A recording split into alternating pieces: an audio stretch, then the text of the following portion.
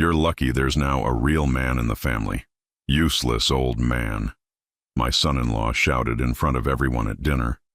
Everybody laughed. I simply replied, "Great, then you pay the bill." When the waiter slid the invoice across the table, $10,000, he completely lost it. I'm glad to have you here. Follow my story until the end and comment the city you're watching from so I can see how far my story has reached. My name is Charles, and at 64 years old, I thought I understood how families worked. I thought respect was something you earned and kept. I was wrong about a lot of things, but I was especially wrong about my son-in-law, Alan. The evening started like any other family gathering I had organized over the past 3 years since Margaret passed away. Claire's birthday was always special to me. She was my only child, my princess, the light of my life even when she made choices I didn't understand. Marrying Alan was one of those choices, but I had learned to keep my opinions to myself. At least I used to. I had made reservations at Chateau Laurent, the kind of place Margaret and I used to go for anniversaries. White tablecloths, crystal glasses, waiters who moved like dancers between tables. The kind of restaurant where a simple dinner could easily cost $300 per person, but money had never been an issue for our family. I had worked hard my entire life, built a successful accounting firm from nothing, and saved enough to ensure my daughter and grandchildren would never want for anything. Claire arrived first, looking radiant in a navy blue dress I had bought her for Christmas. She kissed my cheek with the same perfunctory affection she had shown me since Alan entered the picture. But tonight I chose to focus on the fact that she had at least remembered to say thank you for organizing the dinner. "Dad, you really didn't have to do all this," she said, though her eyes were already scanning the menu with the practiced efficiency of someone accustomed to expensive restaurants. "Nonsense," I replied, adjusting my tie. "It's not every day my daughter turns 38. Besides, I wanted to do something special for the whole family." The grandchildren, Emma, 12, and Jacob, 10, slid into their seats with the restless energy of kids who would rather be anywhere else. Emma immediately pulled out her phone while Jacob started folding his napkin into increasingly complex shapes. They had been polite enough when they hugged me, but I could see they were merely going through the motions. Alan arrived 15 minutes late, as usual, making his entrance with the kind of swagger that always set my teeth on edge. He was wearing a suit that probably cost more than most people's monthly rent, his hair perfectly styled, his smile practiced and hollow. He worked in sales for some tech company, though I had never quite understood what he actually sold or why it required so many business trips. "Charles," he said, gripping my hand with unnecessary force. "Looking good, old man. Still hitting the gym?" I forced a smile. I try to stay active. The dinner progressed as these family gatherings always did. Alan dominated the conversation, telling elaborate stories about his latest business victories, his golf handicap, his plans to renovate their kitchen again. Claire hung on his every word like a teenager with a crush, while the children picked at their food and stared at their phones when they thought no one was looking. I found myself studying Alan's face as he spoke, noting the way his eyes never quite met mine, the way he gestured broadly as if he were performing for an audience. There was something theatrical about everything he did, something that felt calculated and false. "You know, Charles," Alan said, cutting into his $50 steak with deliberate precision, "I've been thinking about your situation." "My situation?" I asked, setting down my fork. "Well, you're getting up there in age, living alone in that big house. It can't be easy, especially after losing Margaret." His voice carried the kind of false sympathy that made my skin crawl. "Claire and I have been talking, and we think it might be time to consider your options." I felt something cold settle in my stomach. What kind of options? Assisted living facilities, maybe a nice retirement community, somewhere you could be around people your own age, have activities planned for you. Take the burden off your shoulders, you know. The word burden hit me like a slap. I glanced at Claire, hoping to see some sign that she disagreed with her husband, but she was studying her wine glass with unusual intensity. "I'm perfectly capable of taking care of myself," I said quietly. Alan laughed, the sound sharp and dismissive. "Come on, Charles. When's the last time you balanced your own checkbook? When's the last time you made a decision without calling Claire first?" Heat rose in my chest, but I kept my voice level. "I've been managing my own affairs since before you were born, Alan." "Have you, though?" He leaned back in his chair, his smile widening. "Because from where I'm sitting it looks like you're barely hanging on. The lawn service, the housekeeping, the meal delivery. You're practically living in assisted care already."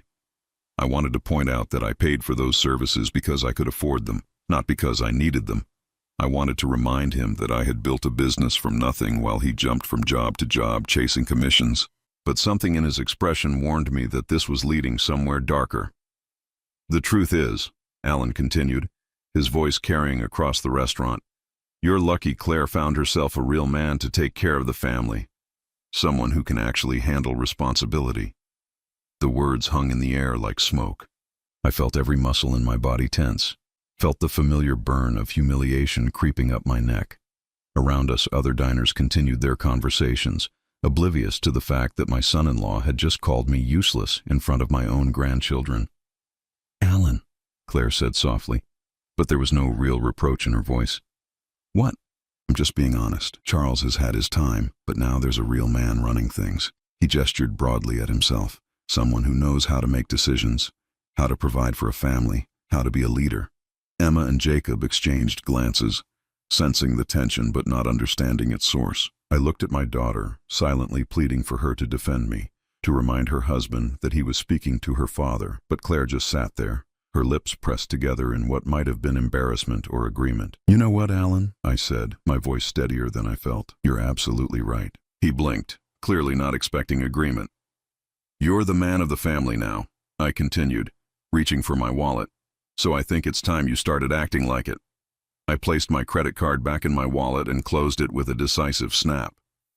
"Why don't you take care of tonight's bill?" Alan's confident smile faltered. "What?" "The bill," I repeated calmly. "Since you're the real man here, the one with all the responsibility, you can handle dinner." "Dad," Claire started, but I held up a hand. "No, sweetheart, Alan is right. It's time for the old man to step aside and let the real leader take charge." The waiter appeared at our table as if summoned by the tension, a leather folder in his hands. "Here's your check, sir," he said, placing it directly in front of me out of habit. I picked up the folder and, without looking at it, slid it across the table to Alan. "Here you go, son. Time to step up." Alan's face had gone pale. With shaking hands, he opened the folder, and I watched as his eyes widened. The total came to just over $10,000, an astronomical sum that reflected the restaurant's finest offerings. The wine I had ordered to celebrate Claire's birthday, the desserts for the children, and the tip I always included for exceptional service. 10,000, Alan whispered, his voice barely audible. "That's right," I said, my voice carrying a warmth I didn't feel. "But don't worry. I'm sure a real man like you can handle it." The silence that followed was deafening. Sitting in my car after that disastrous dinner, watching Alan fumble through his explanation to the waiter about needing to call his bank, I couldn't stop my mind from drifting back to when it all started. When did I become the useless old man in my own family's eyes? It wasn't always like this. There was a time when Claire called me every Sunday, when my grandchildren actually wanted to spend weekends at Grandpa's house, when family decisions included my input. But somewhere along the way, Alan had methodically erased me from my own family, and I had let it happen. The change began subtly, just 3 months after Margaret's funeral. I remember the exact moment because it was the first time someone other than my wife had challenged my authority in my own home. Alan had brought Claire and the children over for Sunday dinner, a tradition Margaret and I had maintained for years. I was struggling in the kitchen, trying to recreate Margaret's pot roast recipe, when Alan walked in uninvited. "Charles, you're doing it all wrong," he said, taking the wooden spoon from my hands without asking. "Margaret never cooked it like that. Claire told me the real recipe." I stood there, holding my empty hands, watching this man take over my kitchen, my tradition, my wife's memory. Claire appeared in the doorway, and I waited for her to tell her husband to back off, to remind him whose house this was. Instead, she smiled gratefully. "Thank God," she said. "I was worried we'd all get food poisoning." Oh, that should have been the moment I put my foot down. Instead, I stepped aside and let Alan finish cooking dinner in my own kitchen. I told myself I was being gracious, accommodating. I told myself it didn't matter who cooked as long as the family was together. I was already making excuses for my own irrelevance. After Margaret died, I had thrown myself into being the best grandfather I could be. I picked up Emma and Jacob from school when Claire was busy, attended every soccer game and piano recital, helped with homework when their parents were too distracted. I thought I was being helpful, filling the void that Margaret's death had created. What I didn't realize was that Alan was using my devotion against me. Charles is always offering to babysit. I overheard him telling Claire one evening when they thought I was napping in my chair. It's like he doesn't have a life of his own. Kind of sad, really. The word babysit stung. These were my grandchildren, my blood. I wasn't babysitting them. I was spending time with family. But Alan made it sound pathetic, desperate, like I was some lonely old man clinging to relevance. The erosion of my position happened in stages, each one seemingly minor but cumulatively devastating. First, Alan convinced Claire that I was too old to drive the grandchildren places, citing insurance concerns and reaction times. Then he suggested that my involvement in their school activities was confusing for the children, that they needed consistency from their parents rather than mixed messages from different generations. "It's not that we don't appreciate everything you do, Dad," Claire had said, her voice gentle but firm. "It's just that Alan thinks we should establish clearer boundaries about parenting decisions." Boundaries. That word became Alan's weapon of choice. There were boundaries about discipline. I was too lenient with the children. Boundaries about finances. My old-fashioned approach to money management was supposedly outdated. Boundaries about family traditions. Apparently, my ideas about holidays and celebrations were stuck in the past. The most painful boundary was the one around my own house. After Margaret died, I had rattled around in our 4-bedroom home like a marble in a shoebox. Claire suggested that maybe I should downsize, and I agreed to consider it. But Alan took that conversation and ran with it, bringing real estate agents to my house without permission, scheduling viewings during my nap times, and discussing my situation with neighbors I had known for 30 years. "We're just trying to help," Alan would say whenever I protested. "Claire is worried about you living alone. We all are." But it wasn't help. It was a hostile takeover. Every suggestion came with an implied criticism of my competence. Every offer of assistance carried the suggestion that I couldn't handle my own affairs. Alan had a gift for making his interference sound like concern, his disrespect feel like kindness. The breaking point should have come last Christmas when Alan decided that my traditional Christmas Eve dinner was too much work for someone your age and moved the celebration to their house without consulting me. I arrived to find my family opening presents around a tree I hadn't helped choose, eating dinner I hadn't helped prepare, following traditions that Alan had unilaterally decided were better than mine. "Isn't this nice, Dad?" Claire had said, seeming genuinely pleased with the new arrangement. "Now you can just relax and enjoy yourself instead of worrying about hosting." But I didn't want to relax. I wanted to be needed, to be useful, to be the patriarch of my own family. Instead, I was a guest in what had once been my domain, watching Alan play the role I had occupied for decades. The children barely noticed the change. To them, Uncle Alan had always been the fun one, the one with the latest gadgets and the money for expensive outings. I was just Grandpa Charles, the quiet old man who sat in the corner and nodded along with whatever the adults decided. I started keeping a mental list of Alan's slights, though I told myself I was being petty. The way he interrupted me when I tried to tell stories about the old days. The way he rolled his eyes when I offered opinions about current events. The way he spoke about me in the third person, even when I was sitting right there. "Charles doesn't really understand how these things work," he would say when discussing modern technology or social media. "His generation just approaches things differently. His generation." As if I were some relic from a bygone era instead of a man who had successfully run a business for 40 years. Who had adapted to countless changes in technology and society, who had wisdom earned through experience rather than arrogance assumed through youth. The worst part was watching Claire transform from the daddy's girl, who used to call me for advice about everything, to a woman who deferred to her husband's judgment about her own father.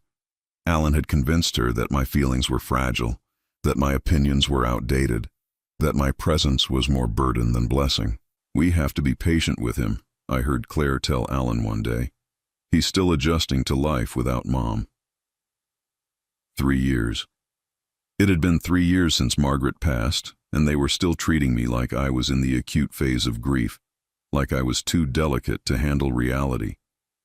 They had turned my bereavement into evidence of my incompetence, my loneliness into proof of my irrelevance. Sitting in my car outside the restaurant, watching Alan argue with the waiter about payment plans for a $10,000 dinner bill, I realized that tonight had been different. For the first time in 3 years, I had refused to be diminished. I had called his bluff, forced him to confront the gap between his rhetoric and his reality, and for the first time in years, I felt like myself again. The week following the restaurant incident, I expected angry phone calls, heated confrontations, or at least some acknowledgement of what had happened. Instead, I got silence, complete deafening silence from my daughter and her family. It was as if they had collectively decided that pretending the evening never occurred would somehow erase the humiliation Alan had suffered. But silence, I was learning, could be illuminating. With no family obligations demanding my attention, no requests for financial assistance or logistical support, I found myself with something I hadn't had in years. Time to think, to observe, to piece together patterns I had been too busy enabling to notice. It started with a simple phone call I wasn't supposed to hear. Emma had left her cell phone at my house the previous month during one of her rare visits, and I had been meaning to return it. When it rang while I was putting it in my car, I instinctively answered, thinking it might be Claire looking for her daughter. "Emma's phone," I said. There was a pause, then a voice I didn't recognize. "Oh, sorry. I was trying to reach Alan Morrison. This is Dave from Pinnacle Financial. He gave me this number as an emergency contact." My blood went cold. "I think you have the wrong number." "Maybe. I'm looking for Alan Morrison, account number ending in 7492. He's behind on his consolidation loan payments, and we need to discuss payment arrangements before we proceed with collections." I hung up immediately, my hands shaking. Alan Morrison, not Alan Mitchell, which was Claire's married name, and what I had always assumed was his surname, Morrison. Who was Alan Morrison, and why was he using my granddaughter's phone as a contact number for debt collectors? That night, I did something I hadn't done since my accounting days. I conducted an investigation. It amazed me how much information was available if you knew where to look and had the patience to dig. Public records, social media profiles, business registrations. It was all there, waiting to be discovered by someone with enough motivation and free time. Alan Morrison, it turned out, had quite a history. 3 previous marriages, 2 bankruptcy filings, and a trail of civil lawsuits from creditors stretching back 15 years. The man my daughter had married, the father of my grandchildren, was a professional debtor who moved from relationship to relationship, leaving financial wreckage in his wake. But it got worse. Much worse. I found his social media profiles, the ones Claire probably didn't know about, where he posted under his real name.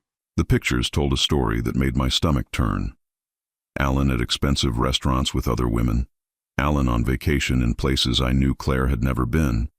Alan wearing watches and driving cars that cost more than most people's annual salaries.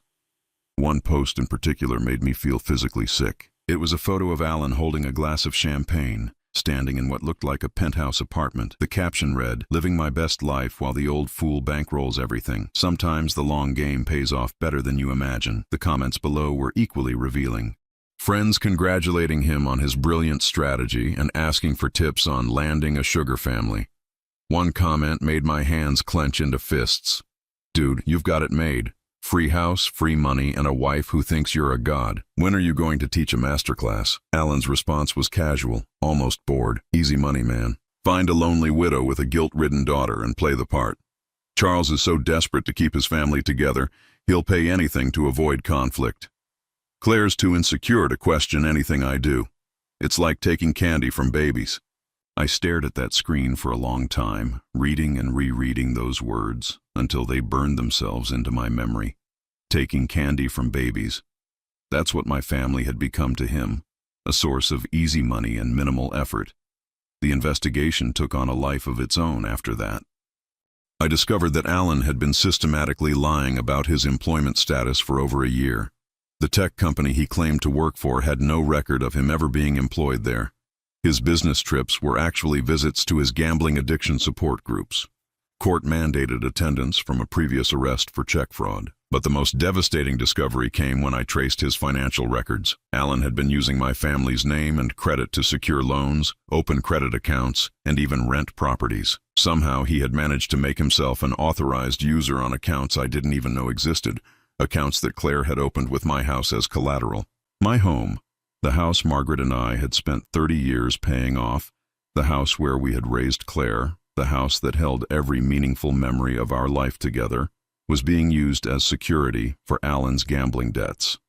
I sat in my study, surrounded by printouts and bank statements, feeling like I was looking at the financial autopsy of my own family.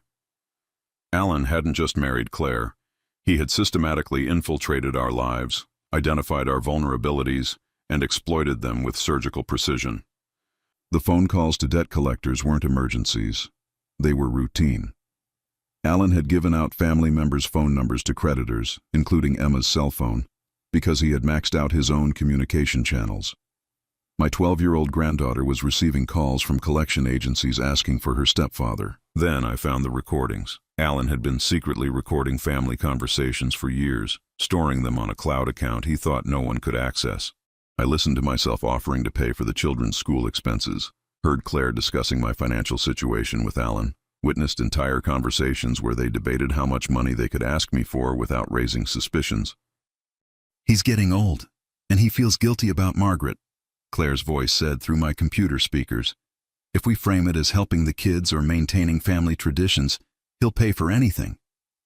Alan's laugh was cold and calculating. "The man's worth over $2 million, and he's desperate to feel needed. We could probably get him to fund our entire lifestyle if we play this right." "I feel bad sometimes," Claire admitted. "He's my father." "He's a resource," Alan corrected, "and resources exist to be utilized. Besides, it's not like he's going to live forever. Think of this as an early inheritance with the bonus of not having to wait for him to die." I stopped the recording there. I couldn't bear to hear any more. The worst part wasn't even the money, though the amount they had taken was staggering. Over the past 3 years, I had given or loaned them nearly $400,000 for various emergencies and opportunities.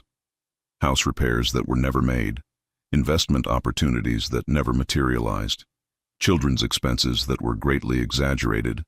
The worst part was realizing that my own daughter saw me as nothing more than a bank account with sentimental attachments.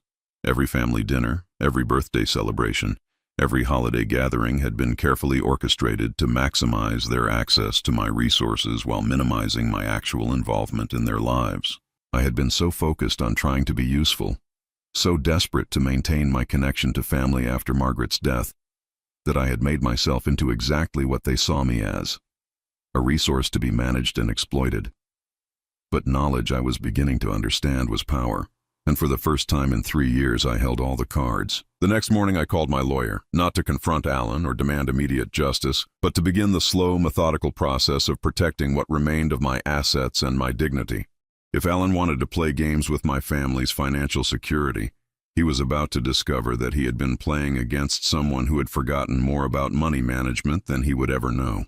The old fool, as he had called me, was about to become a much more formidable opponent than he had bargained for. The beauty of having spent 40 years in accounting is that you learn to think in systems, to understand how money flows and where it gets trapped.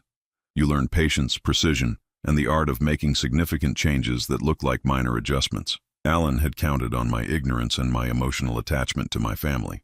He hadn't counted on my professional expertise. I started small, methodically, like a surgeon making careful incisions. The first change was something Alan would never notice immediately. I removed myself as the automatic payment source for Emma and Jacob's private school tuition. Instead of the money transferring seamlessly from my account each month, the school would now send bills directly to Claire and Alan's address. It was a subtle shift, but one that would create a $12,000 monthly reality check. The children attended Brookfield Academy, one of the most prestigious private schools in the state, where annual tuition ran close to $50,000 per child. I had been covering these costs for 3 years, ever since Alan convinced Claire that their children deserved the best education money could buy. "Think of it as an investment in their future," Alan had said, his arm around Claire's shoulders as they presented their case. "These kids will be competing with children who have every advantage. We can't let them fall behind because of financial limitations." Of course, the financial limitations he was referring to were his own, not mine. But I had agreed, believing that providing for my grandchildren's education was one of my most important responsibilities. Now I understood that Alan had simply found a way to avoid paying for his own children's schooling, while positioning himself as the caring stepfather who wanted the best for them. The second change involved the credit cards. Over the years, I had added Claire as an authorized user on several of my accounts, thinking it would give her financial security and emergency access to funds. What I hadn't realized was that she had given Alan complete access to these cards, essentially making him an unauthorized user with unlimited spending power. I spent an afternoon on the phone with customer service representatives, carefully removing Claire's access while explaining that I was simplifying my financial portfolio. I made sure to emphasize that this wasn't due to any problems or disputes, just a desire to streamline my accounts as I got older. The representatives were sympathetic and efficient, and within hours Claire's cards would simply stop working. The third change was more complex, but potentially more devastating. I began the process of removing my house as collateral from loans I had never agreed to co-sign. This required my lawyer's involvement, as Alan had somehow managed to forge documents that made me responsible for debts I knew nothing about. The legal process would take time, but eventually, Alan would find himself responsible for his own financial obligations without my assets backing his promises.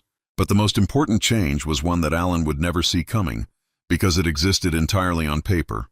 I restructured my will and my financial beneficiaries, removing Claire as the primary inheritor of my estate and creating a complex trust that would provide for Emma and Jacob's genuine needs while preventing Alan from accessing any significant funds. My lawyer, Robert Chen, had known me for 15 years and had handled both my business and personal legal affairs. When I explained the situation, his expression grew increasingly grim. "Charles, what you're describing sounds like financial elder abuse," he said, reviewing the documents I had gathered. "We could pursue criminal charges against Alan and potentially recover some of the money he's taken." I shook my head. "I don't want revenge, Robert. I want protection. I want to ensure that my grandchildren are genuinely cared for, and I want to make sure that no one can ever use my assets to fund their own irresponsibility again." "The trust structure you're proposing is quite sophisticated," Robert noted, scanning my proposed changes. "It would provide for the children's education, health care, and basic needs, but it would prevent anyone from accessing lump sums or using the funds for non-essential expenses." "Exactly. Alan married into this family for financial gain. I want to remove that gain while protecting the people who actually matter." The most delicate part of the process was timing. I needed to implement these changes gradually, in a way that wouldn't immediately alert Alan to what was happening. He was clever and manipulative, but he wasn't financially sophisticated. He had relied on charm and emotional manipulation rather than understanding the actual mechanics of money management. I also had to be careful not to harm Emma and Jacob, who were innocent victims in their stepfather's schemes. The last thing I wanted was for the children to suffer because of their parents' poor choices. The trust I was establishing would actually provide them with more long-term security than Alan's chaotic financial management ever could. Within 2 weeks, I had quietly dismantled most of the financial infrastructure that had been supporting Alan's lifestyle. The private school would soon be sending bills that he couldn't pay. The credit cards would stop working at the most inconvenient moments. The loan officers who had been treating him as a valued customer because of my backing would suddenly become much less accommodating. But I wasn't content to simply cut off the money flow. I wanted Alan to understand that his actions had consequences, that the old fool he had been manipulating was neither old nor foolish when it came to protecting his family's genuine interests. I hired a private investigator, a retired police detective named Maria Santos, who specialized in financial crimes. Her job wasn't to build a criminal case against Alan, but to document his activities thoroughly enough that I could present a complete picture to Claire when the time came. "Your son-in-law is more than just a financial predator," Maria reported after 2 weeks of surveillance. "He's got active gambling addictions, multiple ongoing affairs, and he's been systematically identity theft from your family members. This man is dangerous, Charles, not just financially but potentially physically." That information changed my timeline considerably. If Alan was truly dangerous, I couldn't afford to let this situation drag on indefinitely. I needed to accelerate my plans while ensuring my safety and my family's protection. I also made a decision that surprised even me. I started recording my own conversations with family members. If Alan had been documenting our interactions to use against us, I wanted to have my own evidence of what was really happening in our family dynamics. The recordings revealed patterns I had missed before. Alan's subtle manipulation techniques, the way he planted seeds of doubt about my competence, the way he positioned himself as Claire's protector, against my supposed emotional demands. He was a master at making his victims feel like they were choosing to exclude me rather than being manipulated into doing so. But perhaps most importantly, I began to understand how completely Alan had isolated me from my own family. Claire genuinely believed that I was becoming difficult and demanding in my old age because Alan had carefully reframed every interaction to support that narrative. She wasn't conspiring against me. She was being manipulated just as effectively as I had been. That realization changed everything. This wasn't just about money or respect or family dynamics. This was about rescuing my daughter from an abusive relationship before Alan's financial desperation led to even more dangerous behavior. The plan I developed over the following weeks was more complex than simply cutting off funding. I needed to create a situation where Alan's true nature would be revealed to Claire in a way she couldn't rationalize or ignore. I needed to force him into a corner where his mask would slip completely, and I needed to do it in a way that would protect my grandchildren from the fallout when their world inevitably collapsed around them. The restaurant incident had been spontaneous, a moment of frustration that accidentally exposed Alan's financial vulnerability. Now I was going to use everything I had learned about him to create a much more systematic revelation of who he really was. Alan had spent 3 years playing games with my family's security and happiness. It was time to show him what happened when he played those games against someone who actually understood the rules. The first crack in Alan's carefully constructed facade appeared on a Tuesday morning in October. I was having my coffee and reading the newspaper when my phone rang. Claire's number flashed on the screen, but when I answered, I could barely recognize my daughter's voice. "Dad?" She sounded small, confused, like the little girl who used to call me when she had nightmares. "There's something wrong with my credit card. The school is saying they can't process the tuition payment, and when I called the bank, they said my account access has been suspended." I took a slow sip of my coffee, choosing my words carefully. "That's strange, sweetheart. Did you call the credit card company directly?" "I tried, but they said I'm not authorized to discuss the account anymore. They said only the primary account holder can make changes." Her voice cracked slightly. "Dad, that's you, isn't it? Did you do something to my cards?" The hurt in her voice was genuine, and for a moment I almost wavered. This was my daughter, my only child, the person I had loved unconditionally for 38 years. But then I remembered Alan's voice on those recordings, talking about using me as a resource, and my resolve hardened. "Claire, I think we need to talk. Can you come over this afternoon? Alone?" There was a long pause. Alan usually comes with me when I visit. "This time I need to speak with just you." She arrived at 3 o'clock, looking more fragile than I had seen her since Margaret's death. Her usually perfect makeup was smudged, her hair pulled back in a messy ponytail, her clothes wrinkled as if she had been sleeping in them. She sat across from me in the living room where she had once done homework and told me about her day at school. "Dad, what's happening?" "The kids' school called this morning saying tuition is overdue." The house payment bounced. Alan's car got repossessed yesterday. She looked at me with desperate eyes. "Did you cancel everything? Are you punishing us for what happened at the restaurant?" I leaned forward, my hands clasped together. "Claire, when is the last time you looked at your own financial statements?" She blinked. "What do you mean?" "When is the last time you saw a bank statement, a credit card bill, a mortgage payment? When is the last time you knew exactly how much money was in your accounts or what bills were being paid with what funds?" Her face flushed. "Alan handles all that. He's better with money than I am." "Is he?" I pulled out a folder I had prepared, filled with copies of documents Maria had helped me gather. "Because according to these records, Alan has been gambling away your money for 2 years. He's been using our family's credit to fund betting accounts, taking cash advances to cover his losses, and lying to you about where the money goes." Claire stared at the papers I placed in front of her, her face growing paler with each page. Bank statements showing massive cash withdrawals, credit applications made in her name, loan documents with forged signatures. This can't be right," she whispered. "Alan doesn't gamble. He's told me gambling is for losers."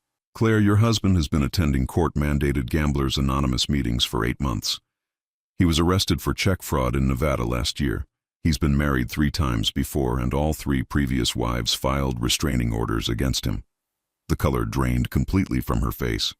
"That's impossible." "Alan told me he had only been married once before, and his ex-wife was crazy." I pulled out more documents. "Alan Morrison, that's his real name by the way, not Alan Mitchell, has a criminal record spanning 15 years. identity theft, fraud, assault. The man you married is not who he pretended to be." Claire stood up abruptly, pacing to the window. "Why are you telling me this now? Why didn't you say something before?" "Because I didn't know before. Because I trusted your judgment, and I wanted to believe that you had found someone who would take care of you and the children." I joined her at the window. "Claire, I've been subsidizing Alan's gambling addiction for 3 years without knowing it. Every dollar I gave you for house repairs or investment opportunities went straight to his bookies." She turned to face me, tears streaming down her cheeks. "How much? Nearly $400,000? The number hit her like a physical blow. She sank into Margaret's old chair, her hands covering her face. Oh God, what have I done?" For the next hour, I walked her through everything I had discovered: the fake job, the secret debts, the other women, the lies about his past. I showed her Alan's social media posts bragging about manipulating our family, played her recordings of him discussing strategies for extracting more money from me. With each revelation, I watched my daughter transform from a confused victim into someone who was beginning to understand the scope of her situation. It was like watching someone wake up from a 3-year nightmare. "The worst part," she said finally, her voice hoarse from crying, "is that I defended him to you. I thought you were being difficult, that you didn't understand how hard it was for us. I actually told people that you were getting senile and jealous of my marriage. That hurt more than I expected it to, but I pushed the pain aside." Alan is very good at manipulation, Claire. He made both of us into exactly what he needed us to be. "What do I do now?" she asked, looking at me with the same helpless expression she had worn as a child when facing problems too big for her to solve alone. That was the question I had been preparing for. "First, you need to understand that your marriage is over. Alan isn't going to change, and he's becoming increasingly desperate. Desperate people do dangerous things." She nodded, seeming to accept this more easily than I had expected. "Second, you need to protect yourself and the children legally and financially. I've already removed you from my credit accounts to prevent further damage, but you need to freeze your own credit, change your bank accounts, and document everything for divorce proceedings." "What about the house? The kids' school?" This was the difficult part. "Claire, the house is gone. Alan used it as collateral for loans you never knew about. You're going to have to declare bankruptcy and start over." The silence that followed was deafening. I watched my daughter realize that her entire life as she knew it was collapsing, that everything she thought was real had been built on lies and theft. "I don't have anywhere to go," she whispered. "Yes, you do." I sat down beside her. "You and the children can stay here while you figure things out, but there are conditions." She looked up at me, hope flickering in her eyes. "Alan is not welcome in this house ever again. If you choose to try to work things out with him, you'll have to do it somewhere else. And Claire, you need to understand that I can't fix this for you. I can help you rebuild, but I won't enable another person to take advantage of our family." She nodded vigorously. "I understand. Dad, I'm so sorry. I'm so sorry for everything." The apology helped, but what helped more was seeing my daughter return to herself, seeing the woman I had raised emerge from underneath Alan's manipulation and control. That evening, while Claire was upstairs helping Emma and Jacob understand why they would be staying at Grandpa's house for a while, my phone rang. Alan's number appeared on the screen. I let it ring 4 times before answering. "Charles." Alan's voice was tight, controlled, but I could hear the desperation underneath. "We need to talk." "No, Alan, we really don't. Listen, old man. I don't know what lies you've been feeding Claire, but you're making a big mistake. You think you can just cut me off and steal my family?" The mask was finally slipping. The charming, respectful son-in-law was gone, replaced by the real Alan Morrison. "I haven't stolen anything, Alan. I've simply stopped paying for your gambling debts." There was a long pause. "You have no idea what you're dealing with." "I have friends, Charles. People who don't like being disappointed when money they're expecting doesn't show up." Was he threatening me? After everything he had done, was Alan Morrison actually threatening me? Is that supposed to scare me, Alan? It should.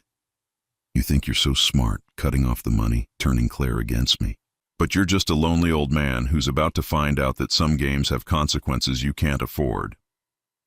I hung up and immediately called Maria Santos. If Alan was desperate enough to make threats, he was desperate enough to act on them. It was time to make sure my family was protected from whatever Alan might do when he realized his free ride was permanently over. The war wasn't over. In many ways, it was just beginning. 6 months later, I stood in my kitchen making breakfast for 3 generations of my family. Emma was at the table doing homework. her dark hair falling across her face in the same way Claire's had at that age. Jacob was building something elaborate with his cereal, creating architectural structures that defied both gravity and nutrition. Claire sat across from them, reviewing job applications on her laptop, looking more like the daughter I remembered than she had in years. The transformation hadn't been immediate or easy. The first few weeks after Alan's departure had been chaos: lawyers, police reports, bankruptcy filings, and the messy process of untangling 3 years of financial fraud. Claire had cried more in those early days than I had seen her cry since she was a teenager, mourning not just her marriage but the life she thought she had been living. Alan had made good on his threats in a way. He had tried to break into the house twice, both times when he was drunk and desperate. The security system I had installed caught him on camera, and the restraining order Claire filed was supported by plenty of evidence. He had also attempted to turn Emma and Jacob against both Claire and me, telling them that their mother and grandfather were cruel people who had destroyed their family out of spite. But children, I learned, are more resilient and perceptive than adults often give them credit for. Emma had apparently been aware for months that Alan was different when he thought no one was watching. Jacob had never really warmed to his stepfather, sensing something false in Alan's performative affection. When Claire finally told them the truth in age-appropriate terms, both children seemed more relieved than devastated. I always knew something was wrong. Emma had confided to me one evening while we were washing dishes together. Alan was always nice to us when Mom was around, but when she wasn't, he acted like we didn't exist. And he was always whispering on the phone about money and getting angry when he thought no one could hear. The financial recovery had been more complex. Claire's credit was destroyed. The house was indeed lost to foreclosure, and most of their possessions had been sold to pay Alan's debts. But bankruptcy, I discovered, could be liberating in its own way. It forced Claire to start over with a clear understanding of her actual situation, rather than the illusion Alan had created. I had helped, but carefully, strategically. Instead of simply giving Claire money to solve her problems, I had helped her develop skills to solve them herself. I paid for her to take accounting courses so she could understand financial statements. I supported her decision to pursue a nursing degree that would give her long-term career security. I provided childcare and housing, but I made it clear that these were temporary supports while she rebuilt her independence. The trust I had established for Emma and Jacob remained intact, designed to support their genuine needs without creating the kind of dependence that Alan had exploited. College tuition would be covered, but through direct payments to institutions rather than cash that could be misappropriated. Healthcare costs would be handled through dedicated accounts that couldn't be accessed for other purposes. Claire had protested initially, feeling that I didn't trust her judgment anymore. It took several difficult conversations for her to understand that the restrictions weren't about her trustworthiness, but about protecting the children from future predators who might target our family's resources. "I don't ever want to be that vulnerable again," she had finally admitted. "I don't want someone to be able to lie to me about money because I don't understand how money works." The most satisfying change, though, was in our family dynamic. With Alan gone, Claire had gradually returned to the woman I remembered. Intelligent, funny, independent, and genuinely caring, rather than performatively perfect. Emma and Jacob had space to be children rather than props in Alan's ongoing performance of family man. Our Sunday dinners had resumed, but they were different now. Real conversations instead of Alan's monologues, genuine laughter instead of forced politeness. The children asked questions and told stories without constantly checking to see if Alan approved. Claire offered opinions and made decisions without deferring to a husband who had never deserved that level of trust. I had also changed, perhaps more than I initially realized. The process of protecting my family had reminded me that I was still capable, still valuable, still the patriarch of this family in ways that mattered. I wasn't just a source of funding or a relic to be managed. I was someone with wisdom, experience, and strength that my family needed. The legal resolution had taken months, but eventually, Alan Morrison was charged with multiple counts of fraud and identity theft. His previous victims had come forward once they learned about the investigation, and the pattern of his behavior was undeniable. He would spend the next 3 to 5 years in prison, and when he was released, he would have to register as a financial offender and maintain distance from his previous victims. Claire had testified at his sentencing hearing, and I had never been more proud of her courage. She looked Alan directly in the eyes and told the judge exactly how his lies had affected not just her, but Emma and Jacob, who had lost their stability and their sense of security because of his choices. The defendant didn't just steal money, she had said, her voice steady and clear. He stole 3 years of my children's childhood, 3 years of my relationship with my father, and 3 years of my own life that I can never get back. He made me complicit in hurting the people I love most, and that's something I'll have to live with forever. Alan had tried to interrupt her statement, to offer excuses and justifications, but the judge had silenced him. When he was led away in handcuffs, he looked nothing like the confident, charismatic man who had charmed his way into our family. He looked like what he had always been. A small, pathetic predator who had finally run out of victims willing to enable his behavior. But the real victory wasn't Alan's imprisonment or the recovery of some of the stolen money. The real victory was the quiet morning routines, the family dinners where everyone actually wanted to be present, the absence of tension and manipulation that had poisoned our interactions for 3 years. Emma had started calling me Grandpa Charles again instead of the formal Mr. Charles that Alan had insisted was more appropriate. Jacob had begun asking me to teach him about money and business, showing a genuine curiosity about the work I had done for 40 years. Claire had started seeking my advice again, not because she felt obligated to include me, but because she valued my perspective. On a sunny Saturday morning in spring, almost exactly 1 year after the restaurant incident that had started everything, I found myself in my backyard, watching Jacob and Emma plant a garden where Margaret's roses used to grow. Claire was inside preparing lunch, humming softly to herself in a way I hadn't heard since before Alan entered our lives. The children were debating the merits of different vegetables with the serious intensity that only kids can bring to such discussions. Emma wanted tomatoes because they were practical and useful. Jacob wanted sunflowers because they were basically giant flowers that you can eat. Their compromise, a row of practical vegetables surrounded by beautiful flowers, seemed like a perfect metaphor for what our family had become. "Grandpa," Emma said, wiping dirt from her hands on her jeans, "do you think Alan will ever try to come back?" It was a question she had asked several times over the past months, and I understood the anxiety behind it. Children need security, predictability, the assurance that the adults in their lives can protect them from chaos. "No, sweetheart," I told her, the same answer I had given before. "Alan can't come back. The law won't let him, and even if it did, your mother and I wouldn't let him hurt our family again." Jacob looked up from his sunflower seeds. "Good. I didn't like him anyway. He made Mom sad all the time, and he made you sad too, out of the mouths of children." Jacob had seen more clearly than any of the adults what Alan had been doing to our family's emotional well-being. That afternoon, as we sat around the kitchen table eating Claire's homemade soup and the children told animated stories about their school friends and upcoming summer plans, I realized that this was what I had been fighting for all along.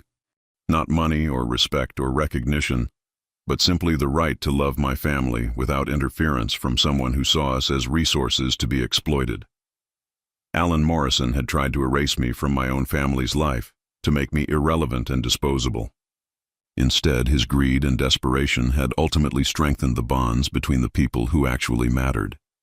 He had forced us to rediscover what real family looked like, what genuine love and support meant when they weren't contaminated by manipulation and false performance. The old Charles, the one who had accepted humiliation and disrespect because he was so desperate to maintain family unity, was gone. In his place was someone who understood that real love sometimes required difficult choices, that protecting the people you care about might mean disappointing them temporarily, and that setting boundaries was not cruelty, but wisdom. As I tucked Emma and Jacob into bed that night, listening to their prayers and their plans for tomorrow's adventures, I felt something I hadn't experienced in years: complete peace. My family was safe, my legacy was secure, and my role as patriarch was no longer questioned or undermined. Alan Morrison had taught me an invaluable lesson, though not the one he had intended. He had shown me that you can never truly lose something that genuinely belongs to you. Family, real family, survives manipulation and lies and even years of systematic emotional abuse. What doesn't survive is the counterfeit version that predators create to serve their own needs. I was 65 years old, and for the first time since Margaret's death, I felt truly at home in my own life.